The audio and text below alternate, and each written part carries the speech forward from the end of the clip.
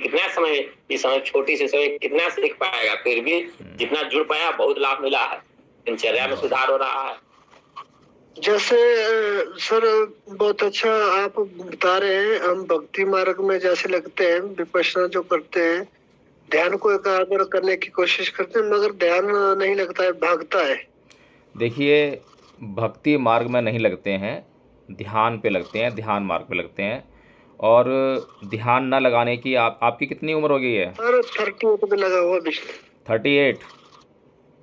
आपने 38 साल तक ध्यान न लगाने की प्रैक्टिस की है ना।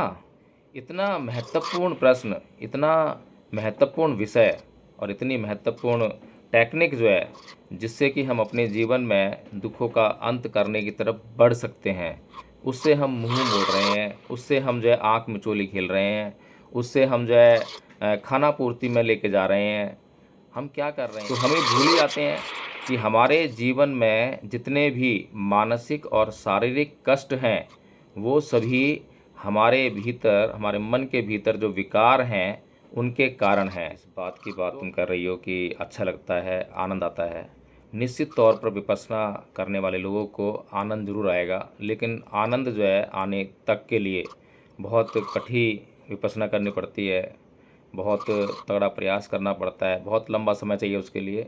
एकदम से कोई जुड़े तो उसको तो शुरू में कठिनाई उत्पन्न होने वाली है, बहुत मेहनत करने वाली है। शुरू में जब मैंने भी स्टार्ट करा था, पर मुझे विपश्यना का मतलब नहीं पता था, या आनापानसती का मतलब नहीं पता था, पर शायद मैं करती वही चीज थी। पर आज आपकी माध्यम से मैं इस बातों का और इन शब्दों का मतलब जान पाई हूँ। तो मुझे काफी लंबा समय हो गया है, मुझे करीब 1 ईयर हाफ हो गया है करते करते। तो इसीलिए शायद हो सकता है कि मेरे शरीर को ऑटोमेटिकली आदत बन गई है और आनंद मिल रहा है। यहाँ पर जो है आज 8 और 4 12 लोग जुड़े हुए हैं। मुझे इस बात से फ़र्क नहीं पड़ता कि हम 12 लोग जुड़े हुए हैं, क्योंकि हमारा काम जो है बहुत कठिनतम है। कठिनतम काम में कम ही लोग होते हैं। और जैसे कि मैं पहले चर्चा कर चुका हूँ, जब कार्ल मार्क्स की मृत्यु हुई थी तो उसके केवल 14 अनुयायी उसके मृत्यु के समय पर वहाँ मौजूद थे, केवल 14। लेकिन उन 14 लोगों ने पूरी दुनिया में इतना प्रभाव उत्पन्न किया कार्ल मार्क्स की विचारधारा का, कि आज हम देखते हैं कि लगभग आधी दुनिया में तो उसके विचारधारा पर आधारित सरकारें बनी। और आज दुनिया का कोई भी ऐसा देश नहीं है जहां उसकी विचारधारा पर आधारित पार्टी ना हो। आप स्वयं भारत में देख सकते हैं कि उसकी विचारधारा पर आधारित पार्टी भी है और कई राज्यों में सरकार भी बनी है। तो हमें जो है असली उद्देश्य को पहले पकड़ना है और उस उद्देश्य को अंत तक पकड़े रहना है।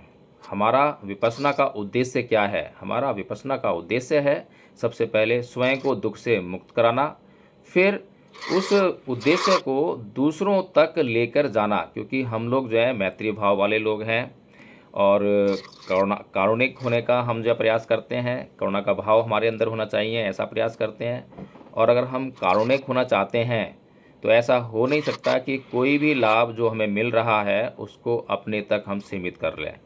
निश्चित तौर पर यदि हमें किसी बात से अगर हमें लाभ हो रहा है तो हमें दूसरों को भी बताना चाहिए, उन लोगों को जो कि इसके पात्र हो सकते हैं। हर कोई पात्र भी नहीं होता, हम हर किसी को ज़बरदस्ती भी यह बातें नहीं बता सकते हैं। हमें लगता है कि हाँ, ये व्यक्ति जो है इस बात का पात्र हो सकता है, यह व्यक्ति मुझे सुनने को तैयार हो सकता है, तो हमें उस व्यक्ति को पात्र मानकर उस व्यक्ति को ये बात ज़रूर कहनी चाहिए। क्योंकि हमारे भीतर जो है दूसरे लोगों के प्रति, इस संसार के प्रत्येक प्राणी के प्रति कल्याण का भाव है, तो हमें कल्याण करने की दिशा में बढ़ना भी पड़ेगा। केवल इतना काम हमें समता में रहकर करना होता है।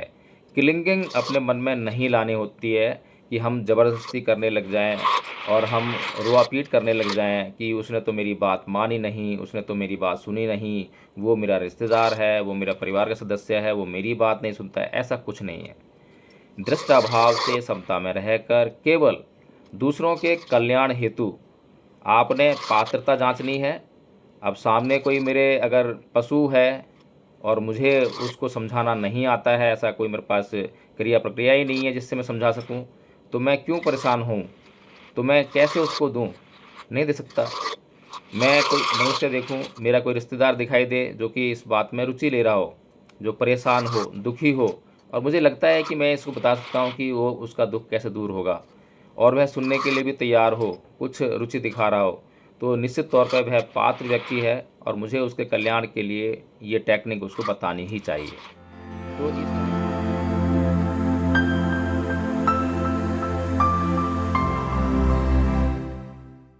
विपश्यना हमारे जीवन के लिए एक दवा है, तो इस दवा का असर बिना इस दवा को खाए, इस दवा को ग्रहण किए नहीं हो सकता है। आप सभी ने अभी अपने वीडियो ऑन कर लिए हैं, जिसकी कि अभी कोई आवश्यकता नहीं है, अभी आप वीडियो ऑफ कर सकते हैं। लेकिन जब विपश्यना शुरू हुई थी तब हमें अपने वीडियो ऑन करके कम से कम जो इस मीटिंग को मैनेज कर रहा है, लीड कर रहा है, उसको यह बताना चाहिए था कि हम विपश्यना कर पा रहे हैं या नहीं कर पा रहे हैं। केवल हम फॉर्मेलिटीज़ में अटकेंगे, दवाई लेने का बहाना करेंगे तो रोग दूर होने वाले नहीं हैं। और इस संसार का सबसे कठिनतम कार्य हमने अपने हाथ में लिया है। यह कार्य आसान नहीं है, इस कार्य को कोई भी करना नहीं चाहता है, लेकिन जो लोग इस कार्य और इस कार्य के प्रभाव को जान जाते हैं तो वे इस कार्य को बड़ी तल्लीनता से करते हैं। तो हमें इस बात से तो कभी निराश और हताश नहीं होना चाहिए कि हमारी संख्या क्या है। हमारी संख्या इस बात से तय होती है कि हमारा कार्य क्या है। इस संसार के सभी लोग मनोरंजन पसंद करने वाले लोग हैं, वे कभी भी परिश्रम करना नहीं चाहते हैं।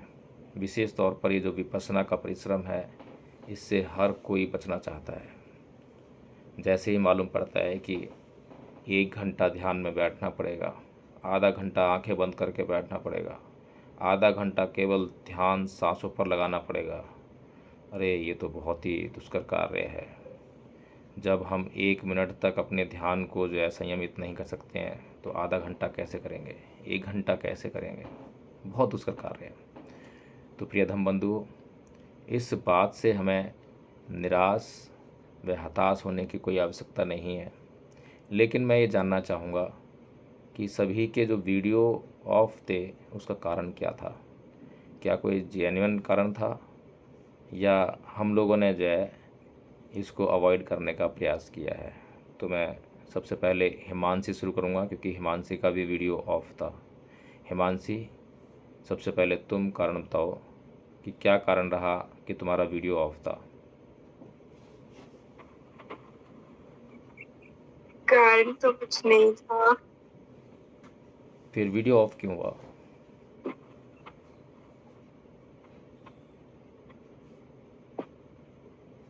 और वो भी तब जबकि तुम लीड कर रही थी इसको, जो है विपश्यना तुम करा रही थी। तो स्वयं को जो अनुभव हो रहा है, अगर स्वयं का ध्यान भटका तो तुरंत ही सबको भी ये ध्यान दिलाना चाहिए कि अगर आपका ध्यान भटक रहा है तो तुरंत अपना ध्यान जो है नासिका के द्वारों पर लेकर आएँ, पुनः सांसों को देखना स्टार्ट कर दें। जो स्वयं को अनुभव हो रहा है सबसे पहले तो हमें वो सबको बताना होता है, उसके बाद जो विशेष जानकारी है वो लोगों को देनी होती है विपश्यना के दौरान। तुम्हारा वीडियो ऑफ क्यों था बता सकते हो क्या? कुछ बीच में इमरजेंसी होती हैं, जैसे कि प्यास लग गई है, प्यास से रुका नहीं जा रहा है, या फिर वॉशरूम जाना है।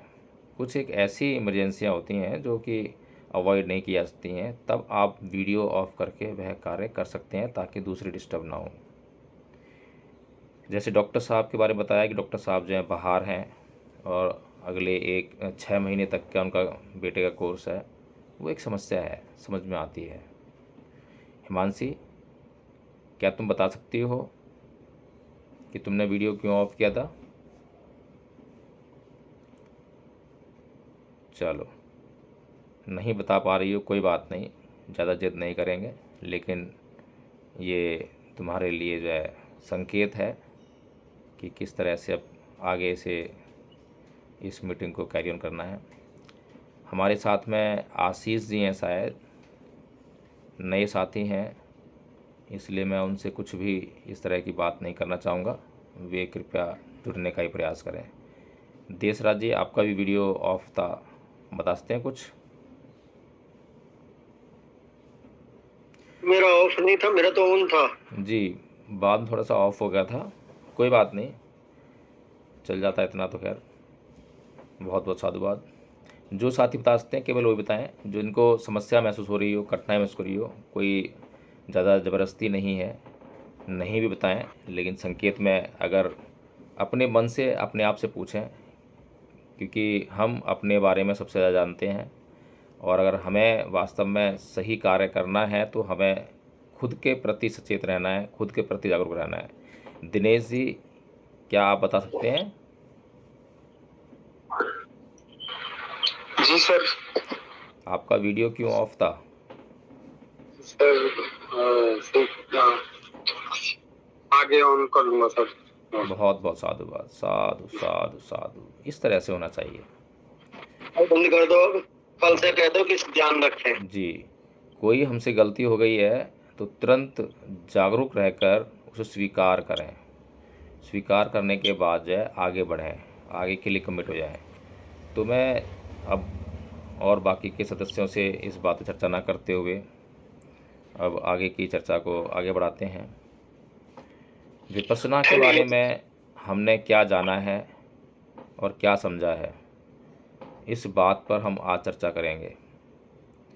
तो विपश्यना का सबसे मुख्य काम हमारे जीवन में क्या है, इस बात के बारे में आप सभी लोग चर्चा करेंगे, बताएंगे, और एक या दो लाइन में, ज़्यादा लंबी बात नहीं करनी है। हम जितना शॉर्ट में बातें करेंगे उतना ज़्यादा बातें हो पाएंगी और उतना ज़्यादा बातों को हम समझ पाएंगे। बहुत लंबे लेक्चर की इसमें कोई आवश्यकता नहीं है, एक या दो लाइन में ही पता लग जाता है कि क्या काम है। तो हिमांशी, विपश्यना का क्या काम है?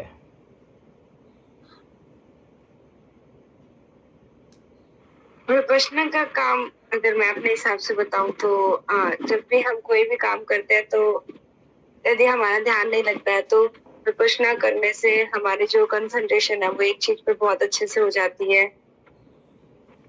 हमारा ध्यान ज्यादा इधर उधर नहीं भटकता है। कुमार जी,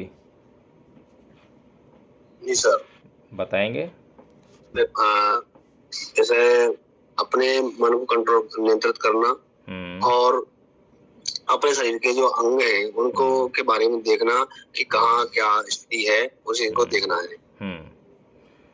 जी, बहुत बहुत साधुवाद, साधु साधु साधु। विनोद कुमार जी, जी बताएंगे? जय भीम। ये विपश्यना के माध्यम से सबसे बड़ा फायदा ये हमारे लिए होता है कि हम इंद्रियों को नियंत्रण करने का प्रयास करते हैं और ज्यादा हद तक सफल होते हैं। नियम संयम का भाव पैदा होता है, शरीर नियंत्रण रहती है, मन शुद्ध होता है, बहुत फायदे होते हैं इससे अगर निश्चित रूप से लगा जाए नियंत्रण। जैसे आज हम खुद लेट हो गए, बहुत लेट में ज्वाइन किए, घर आने पर दिनचर्या थोड़ा प्रभावित हो गई है। साधु साधु साधु, बहुत अच्छे। गोपाल सिंह जी, जय भीम नमो बुद्धाय सबको जी। जय भीम नमो बुद्धाय। सर मेरे को ठंडी लग रही थी तो कोशिश करते हैं बैठने की, मगर उतना नहीं बैठ पाते हैं। जी जी। इस काम के लिए मन नहीं लगता, दौड़ने के लिए बोलेंगे, कुछ और काम के लिए बोलेंगे तो बहुत अच्छा मन लगता है जी। और ये काम बड़ा टफ लगता है हमारे मन को, क्योंकि असल काम हमारा यही है। तो मन हवा दाएं बाएं भागता है, बोलता है कि नहीं मत कर इस काम को यार, और काम कर ले कोई भी। जी, बहुत बढ़िया, बहुत अच्छी बात बताई है आपने कि ये काम जो है बहुत मुश्किल लगता है मन को। डॉक्टर साहब जुड़ना चाहते हैं इस बात पर कुछ, तो डॉक्टर साहब का लग रहा है मैं आऊंगा बाद में। गोपाल जी के लिए इस बात के लिए साधुवाद जी जी, कि वो अपना स्वीकार किया, बिल्कुल स्वीकार करने के लिए, और स्वीकार करेंगे तो उस पर काम भी करेंगे। बिल्कुल। मनोज कुमार जी हमारे बीच में हैं, क्या वे बताएंगे? जी सर, मैं पहली बार सर विपश्यना गए नहीं है सर। अच्छा अच्छा, पहली बार हमने मैसेज देखा, वो भी देर लेट जुड़े हैं सर। जी जी, कोई बात नहीं, बहुत बहुत साधुवाद आपको। प्रेम बाबूजी, क्या प्रेम बाबूजी बताएंगे कि विपश्यना का क्या महत्व होता है, विपश्यना क्यों करनी चाहिए, क्यों करते हैं लोग? अगर बता सकते हैं तो बताएं, कोई जोर जबरदस्ती नहीं है, सहज भाव से बता सकते हैं तो बता सकते हैं। बता सकते हैं क्या? बता सकते हैं क्या? चलिए, रचना। जय भीम नमो बुद्धाय सभी को। जय भीम नमो बुद्धाय। मुझे तो भैया ये है कि एक तरह से काफी टाइम हो गया है, अच्छा भी लगता है, और मुझे कहीं ना कहीं एक ये डर होता है कि नहीं, मुझे करना है तो बस करना है। तो इस पर तो मैं आकर दृढ़ हो गई हूँ कि मुझे दिन में 2 बार करना है, जैसे कि अभी सुबह और एक शाम के टाइम जरूर बैठती हूँ मैं। और जब तक नहीं बैठती हूँ, जब तक मेरा मन मतलब बहुत ज्यादा क्या बोलूं मैं, मतलब नहीं मन मानता, तो मैं फिर चाहे लेट हो जाऊं या कुछ भी, मैं जरूर आधे घंटे का या पौन घंटे का टाइम निकालती हूँ और मैं जरूर बैठती हूँ। तो मैं अपने शरीर को एग्र करने का अब मुझे इतना दृढ़ हो गया है कि मैं कर लेती हूँ अब। बहुत बढ़िया रचना, बहुत बहुत साधुवाद। जिस बात की बात तुम कर रही हो कि अच्छा लगता है, आनंद आता है, निश्चित तौर पर विपश्यना करने वाले लोगों को आनंद जरूर आएगा, लेकिन आनंद जो है आने तक के लिए बहुत कठिन विपश्यना करनी पड़ती है, बहुत तगड़ा प्रयास करना पड़ता है, बहुत लंबा समय चाहिए उसके लिए। एकदम से कोई जुड़े तो उसको तो शुरू में कठिनाई उत्पन्न होने वाली है, बहुत मेहनत करने वाली है। शुरू में जब मैंने भी स्टार्ट करा था, पर मुझे विपश्यना का मतलब नहीं पता था, या आनापानसती का मतलब नहीं पता था, पर शायद मैं करती वही चीज थी। पर आज आपकी माध्यम से मैं इस बातों का और इन शब्दों का मतलब जान पाई हूँ। तो मुझे काफी लंबा समय हो गया है, मुझे करीब 1.5 ईयर हो गया है करते करते। तो इसीलिए शायद हो सकता है कि मेरे शरीर को ऑटोमेटिकली आदत बन गई है और आनंद मिल रहा है। जैसे कि हमें अब उठने में कोई समस्या नहीं होती है, और जिन लोगों को अभी भी उठने में समस्या हो रही है, तो इसका मतलब वो ढंग से नहीं कर पा रहे हैं, मन से नहीं कर पा रहे हैं, उनका मन कहीं ना कहीं अभी भी अव्यवस्थित है। तो हमारे बीच में जो लोग जुड़े थे उन सभी से मैंने लगभग बात कर ली है। यदि कोई अपने आप से और बताना चाहे कि विपश्यना का उद्देश्य क्या है तो बता सकता है हैंड रेज करके, मैं भी उसको ले सकता हूँ यहाँ पर जो है, नहीं तो फिर मैं बताऊँ कि विपश्यना का उद्देश्य क्या है। और हम अपने विपश्यना के उद्देश्य से भटक रहे हैं। मैंने डॉक्टर देसराज जी हैं हमारे बीच में जो है, उनसे मैंने नहीं पूछा है, तो देसराज जी आप भी जो है कृपया करके 1-2 लाइन में इस का उद्देश्य बताने का प्रयास करेंगे। देसराज जी। इस विपश्यना का उद्देश्य है कि हम अपने चित्त को निर्मल कर निर्वाण की तरफ को बढ़े। जी, बहुत बहुत साधुवाद, बहुत अच्छा। और विपश्यना का कार्य है कि हमारे चित्त और मन को परिशुद्ध कर मुक्ति का मार्ग दिखाना, निर्वाण अग्रसर करना। बहुत बढ़िया। प्रिय धम बंधुओं, जो इस प्रश्न के सबसे निकट पहुँचे हैं वे हैं देसराज जी। बिल्कुल बहुत निकट पहुँचे हैं, उन्होंने बिल्कुल वह प्रक्रिया बता दी है, वह साधन बता दिया है। हमें शायद ध्यान नहीं है, हम लोग भूल गए हैं कि बुद्ध ने जब गृह त्याग किया तो उनके मन के भीतर प्रश्न क्या था। हम भूल गए हैं, इसीलिए हम जो है समझ नहीं पाए हैं, और इसीलिए हम विपश्यना से जुड़ नहीं पा रहे हैं। बुद्ध के मन के भीतर सबसे बड़ा प्रश्न था कि इस संसार में दुख ही दुख है।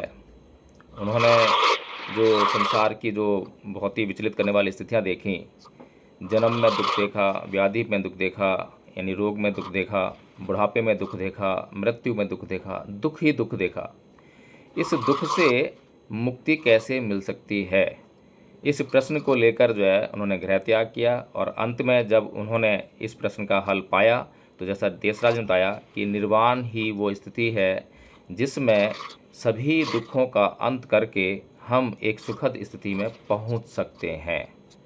तो हमें भूल ही जाते हैं कि हमारे जीवन में जितने भी मानसिक और शारीरिक कष्ट हैं वो सभी हमारे भीतर, हमारे मन के भीतर जो विकार हैं उनके कारण हैं।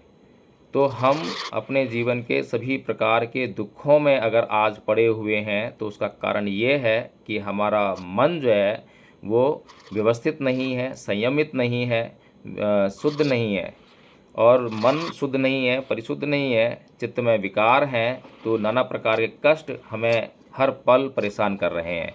कभी कोई विकार उठता है तो कभी कोई विकार उठता है, जिसके कारण कभी कोई कष्ट होता है तो कभी कोई कष्ट होता है। इतना महत्वपूर्ण प्रश्न, इतना महत्वपूर्ण विषय और इतनी महत्वपूर्ण टेक्निक जो है जिससे कि हम अपने जीवन में दुखों का अंत करने की तरफ बढ़ सकते हैं, उससे हम मुंह मोड़ रहे हैं, उससे हम जो है आँख मिचोली खेल रहे हैं, उससे हम जो है खाना पूर्ति में लेके जा रहे हैं। हम क्या कर रहे हैं हमें खुद समझ में नहीं आ रहा है। मैंने आज इस विषय पर इसीलिए चर्चा करना चाहा कि कहीं हम अपने आप से तो धोखा नहीं कर रहे हैं। हम यहाँ पर जो है आज 8 और 4 12 लोग जुड़े हुए हैं। मुझे इस बात से फ़र्क नहीं पड़ता कि हम 12 लोग जुड़े हुए हैं, क्योंकि हमारा काम जो है बहुत कठिनतम है। कठिनतम काम में कम ही लोग होते हैं। और जैसे कि मैं पहले चर्चा कर चुका हूँ, जब कार्ल मार्क्स की मृत्यु हुई थी तो उसके केवल 14 अनुयायी उसके मृत्यु के समय पर वहाँ मौजूद थे, केवल 14। लेकिन उन 14 लोगों ने पूरी दुनिया में इतना प्रभाव उत्पन्न किया कार्ल मार्क्स की विचारधारा का कि आज हम देखते हैं कि लगभग आधी दुनिया में तो उसके विचारधारा पर आधारित सरकारें बनी। और आज दुनिया का कोई भी ऐसा देश नहीं है जहां उसकी विचारधारा पर आधारित पार्टी ना हो। आप स्वयं भारत में देख सकते हैं कि उसकी विचारधारा पर आधारित पार्टी भी है और कई राज्यों में सरकार भी बनी है। तो हमें जो है असली उद्देश्य को पहले पकड़ना है और उस उद्देश्य को अंत तक पकड़े रहना है। हमारा विपश्यना का उद्देश्य क्या है? हमारा विपश्यना का उद्देश्य है सबसे पहले स्वयं को दुख से मुक्त कराना, फिर उस उद्देश्य को दूसरों तक लेकर जाना, क्योंकि हम लोग जो है मैत्री भाव वाले लोग हैं और कारुणिक होने का हम जो प्रयास करते हैं, करुणा का भाव हमारे अंदर होना चाहिए, ऐसा प्रयास करते हैं। और अगर हम कारुणिक होना चाहते हैं तो ऐसा हो नहीं सकता कि कोई भी लाभ जो हमें मिल रहा है उसको अपने तक हम सीमित कर लें। निश्चित तौर पर यदि हमें किसी बात से अगर हमें लाभ हो रहा है तो हमें दूसरों को भी बताना चाहिए, उन लोगों को जो कि इसके पात्र हो सकते हैं। हर कोई पात्र भी नहीं होता, हम हर किसी को ज़बरदस्ती भी यह बातें नहीं बता सकते हैं। हमें लगता है कि हाँ, ये व्यक्ति जो है इस बात का पात्र हो सकता है, यह व्यक्ति मुझे सुनने को तैयार हो सकता है, तो हमें उस व्यक्ति को पात्र मानकर उस व्यक्ति को ये बात ज़रूर कहनी चाहिए। क्योंकि हमारे भीतर जो है दूसरे लोगों के प्रति, इस संसार के प्रत्येक प्राणी के प्रति कल्याण का भाव है, तो हमें कल्याण करने की दिशा में बढ़ना भी पड़ेगा। केवल इतना काम हमें समता में रहकर करना होता है। किलिंगिंग अपने मन में नहीं लानी होती है कि हम ज़बरदस्ती करने लग जाएं और हम रोआ-पीट करने लग जाएं कि उसने तो मेरी बात मानी नहीं, उसने तो मेरी बात सुनी नहीं, वो मेरा रिश्तेदार है, वो मेरा परिवार का सदस्य है, वो मेरी बात नहीं सुनता है। ऐसा कुछ नहीं है। दृष्टाभाव से समता में रहकर केवल दूसरों के कल्याण हेतु आपने पात्रता जांचनी है। अब सामने कोई मेरे अगर पशु है और मुझे उसको समझाना नहीं आता है, ऐसा कोई मेरे पास क्रिया प्रक्रिया ही नहीं है जिससे मैं समझा सकूं, तो मैं क्यों परेशान हूं? तो मैं कैसे उसको दूं? नहीं दे सकता। मैं कोई मनुष्य देखूं, मेरा कोई रिश्तेदार दिखाई दे जो कि इस बात में रुचि ले रहा हो, जो परेशान हो, दुखी हो, और मुझे लगता है कि मैं इसको बता सकता हूं कि वो उसका दुख कैसे दूर होगा, और वह सुनने के लिए भी तैयार हो, कुछ रुचि दिखा रहा हो, तो निश्चित तौर पर वह पात्र व्यक्ति है और मुझे उसके कल्याण के लिए ये टेक्निक उसको बतानी ही चाहिए। तो इस तरह से जो है हम अपने इस उद्देश्य के लिए, ये उद्देश्य सबको समझ में आ गया होगा। अगर सबको समझ में आ गया है तो सबको ये समझ में आना चाहिए कि हमारे जीवन में जो नाना प्रकार के मानसिक और शारीरिक कष्ट हैं, उनकी एकमात्र दवा विपश्यना है। विपश्यना का उद्देश्य ध्यान लगाना नहीं है। ध्यान लगाना एक साधन है हमारे कष्टों को दूर करने के लिए, निर्वाण तक पहुंचने के लिए।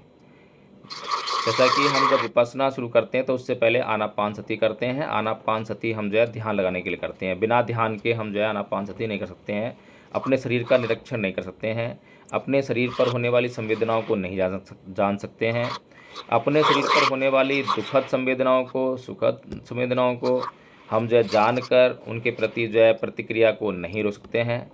प्रतिक्रिया नहीं रुकेगी तो फिर जो है वही भाव उत्पन्न होता रहेगा, संस्कार बनते रहेंगे और हमारे कष्ट जो हैं उनका कोई अंत होने वाला नहीं है। हमें प्रत्येक संवेदना को जानकर, देखकर कि किस प्रकार की संवेदना हुई, जानना है कि सुखद हुई तो राग नहीं लगाना है, दुखद हुई तो द्वेष नहीं करना है, कोई प्रतिक्रिया नहीं करनी है। कहीं पर खुजलाहट हुई, कहीं पर दर्द हुआ तो दर्द होते करहा उठे, हाय रे मरा। खुजलाहट हुई तो तुरंत खुजलाने लगे, तो हमें ये सब नहीं करना है। दर्द हुआ, क्षमता में रहकर दृष्टा भाव से उसको देखना है और देखकर उससे उत्पन्न होने वाले, यदि हमने प्रतिक्रिया की तो तुरंत ही संस्कार उत्पन्न होगा, संस्कार बनेगा। हमें उस संस्कार को बनने से रोकना है। क्षमता में रहकर ये कार्य कर सकते हैं। खुजलाहट हुई तो खुजला नहीं करना है, उसको तुरंत ही खुजला देना है। ऐसा हमारे माइंड का जो एक सेट पैटर्न है उसको हमें तोड़ना है। हमें तुरंत ही खुजलाना नहीं है, रोकना है, उस प्रतिक्रिया को रोकना है। और प्रतिक्रिया रुक जाएगी तो संस्कार रुक जाएगा, संस्कार रुक जाएगा तो भाव रुक जाएगा, और भाव रुक गया तो फिर आपके जो है कष्ट दूर होने वाले हैं। तो इन्हीं बातों के साथ में आज की जो ये धर्म चर्चा थी इसको मैं समाप्त करता हूँ। और जैसा कि मैं पहले ही बता चुका हूँ, जो हमारे बीच में बच्चे लोग हैं, अगर उन्हें कुछ स्कूल जाने की जल्दी करनी है, उनको होता है वो लेट हो रहे हो, तो वे मीटिंग को लीव कर सकते हैं। और यदि किसी साथी के कोई सवाल हो तो वो सवाल कर सकते हैं। और जैसा कि कल डॉक्टर साहब से बातचीत हुई थी तो उन्होंने ये सुझाव दिया था कि किसी भी साथी के मन में कोई प्रश्न हो तो उनका समाधान उसी दिन करना ज़रूरी है, नहीं तो वह प्रश्न मन में ही रह जाते हैं और अगले दिन हो सकता है कि वह साथी जुड़ने में असमर्थता व्यक्त करें। तो हमें इस बात को ध्यान में रखते हुए अब हम लोग जो है, अगर किसी के आज का जो विषय मैंने लिया है विपश्यना का उद्देश्य है, इसके बारे में किसी का कोई प्रश्न हो तो वो करे। मैं पूरी कोशिश करूँगा। और हमारे बीच में देशराज जी हैं जो कि इस मामले के विशेषज्ञ भी हैं, विद्वान हैं, तो वे भी प्रयास करेंगे कि आपके प्रश्नों का कोई सम्यक समाधान हम लोग प्रस्तुत कर सकें। अब मैं सबसे जो है एक एक करके पूछ के इस गूगल मीट को जो है समापन तरफ लेके जाएंगे। तो मेरे सामने सबसे पहले मुझे दिखाई दे रही है रचना। रचना, क्या तुम्हारे मन में कोई प्रश्न है? नहीं भैया, अभी तो नहीं है जी। डॉक्टर साहब? सर शाम का समय क्या होता है आपका? नहीं, हमने शाम को बंद कर दिया है क्योंकि हम लोग की एनर्जी ज़्यादा ख़राब होती थी और लोग कम जुड़ते थे, लोगों का इंटरेस्ट इसमें नहीं है। तो शाम का बंद कर रखा है, केवल सुबह लेते हैं। सुबह तो कोई बात नहीं, हम सुबह जल्दी जग जाते हैं 4 बजे करीब सुबह। जी, बहुत बढ़िया, बहुत अच्छे। निश्चित तौर पर डेली आज से नहीं, हम तो जब पढ़ते थे तभी से ही 4 बजे और उठ जाते हैं। और आप आज से नहीं, आप जब से हम शुरू किए हैं, जब से आपने ज्वाइन किया पहली बार, जब से आप लगातार जुड़ रहे हैं, बहुत बहुत साधुवाद के पात्र हैं आप, जो है निश्चित तौर पर लाभ होगा। जी डॉक्टर साहब, कोई प्रश्न है क्या? जी बहुत बहुत साधुवाद। प्रेम बाबू जी? No sir. मनोज जी? जी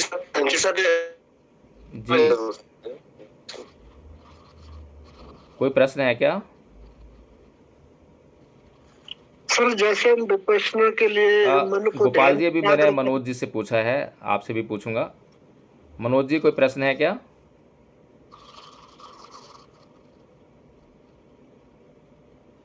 मनोज जी, कोई प्रश्न है क्या?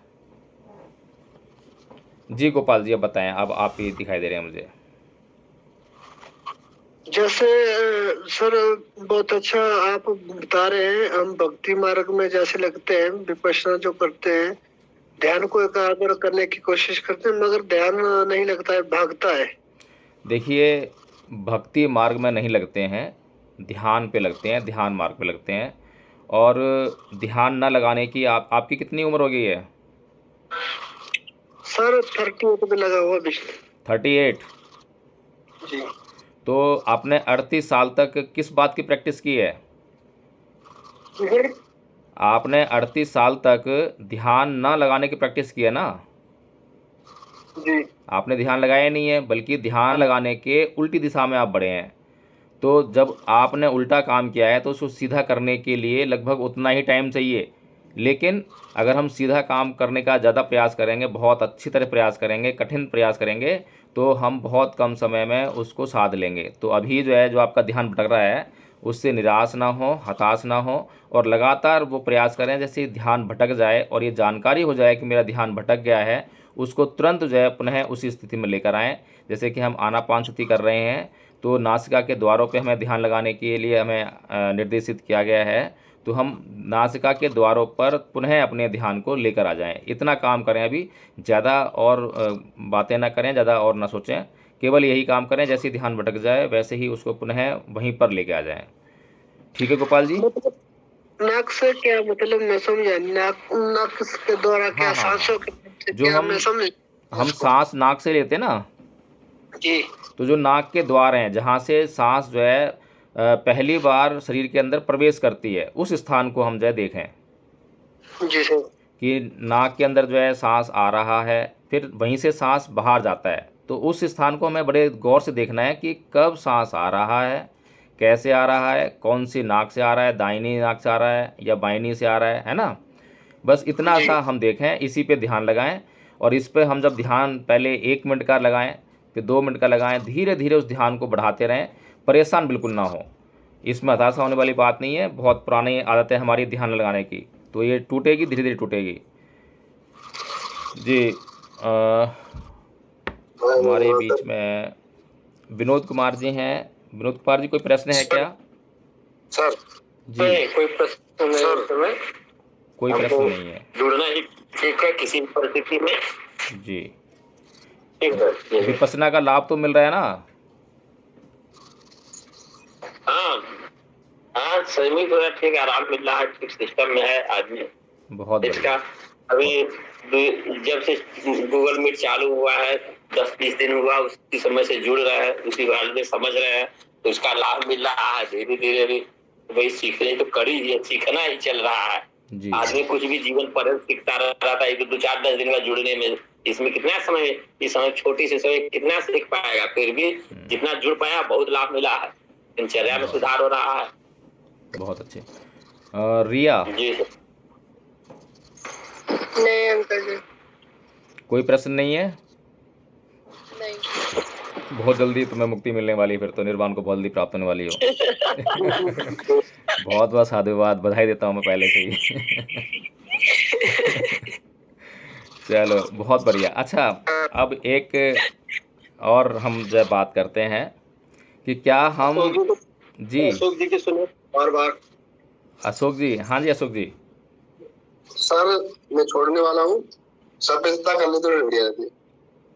अच्छा अच्छा, चलिए ठीक है। और हम प्रयास करेंगे दूसरों के कल्याणार्थ जो है इस बात को और भी प्रचारित करने के लिए, प्रसारित करने के लिए। जो लिंक है, जो मैंने मैसेज छोड़ रखा है ग्रुप में, उसको आप कॉपी करके जो है अन्य ग्रुपों में भी डालने का प्रयास करें, ताकि हमारे साथ में और भी लोग जुड़ सकें। तो आज की गूगल मीट का समापन की ओर बढ़ते हैं और सभ्य सत्ता। जी सर जी सर, ये डेली कितने बजे से होती है सर मीट? 5:25 पर वंदना शुरू हो जाती है। 5:15 पे मैं गूगल मीट ऑन कर देता हूँ, आप उसमें जुड़ सकते हैं। Daily sir? डेली, रोज, अनवरत। जी, तो सभी हाथ जोड़ लें और अपने माइक जो है अनम्यूट कर लें, मन को जो है शांत और स्थिर कर लें। और जो लोग सभ्यता बोलना जानते हैं वो एक साथ बोलें। कोई आगे पीछे हो रहा हो तो दूसरे को देख के उसके साथ बोले। और जो नहीं बोलना जानते हैं वो सुने ध्यान से और सीखने का प्रयास करें। सभी अपने माइक अनम्यूट करके एक साथ सभी हाथ जोड़ लें। सब्बे सत्ता सुखी होन्तु, सब्बे होन्तु चखेमिनु, सब्बे भद्राणि पश्यन्तु मा किञ्चित् दुःखमागमः। सब्बे सत्ता सुखी होन्तु, सब्बे होन्तु चखेमिनु, सब्बे भद्राणि पश्यन्तु मा किञ्चित् दुःखमागमः। सब्बे सत्ता सुखी होन्तु सब्बे होन्तु सुखिनो सब्बे भद्राणि पश्यन्तु मा किञ्चित् दुःखमागमः। साधु साधु साधु। दुनिया के सभी प्राणी सुखी हों, किसी को कोई भी कष्ट ना हो। यदि किसी को कोई कष्ट हो तो उसे अपने कष्टों को दूर करने के लिए एक सम्यक मार्ग सुलभ हो, एक सम्यक मार्ग सुलभ हो, एक सम्यक मार्ग सुलभ हो। सभी को एक सूचना और देनी है कि धम्मपथ ट्रस्ट ने 5 लाख पंचशील ध्वज घरों पर लगाने का भारत में निर्णय लिया है और इस कड़ी में इसको चरणबद्ध तरीके से करेंगे। तो पहले चरण में 10,000 धम्म ध्वज लगाएंगे और इसकी शुरुआत जो है 3 जुलाई जो कि धम्मचक्र प्रवर्तन दिवस है, उस दिन जो है हम बुलंदशहर के एक गांव है हिसोटी, जो कि मेरी मातृभूमि है, जन्मभूमि है, वहां से इसको करेंगे।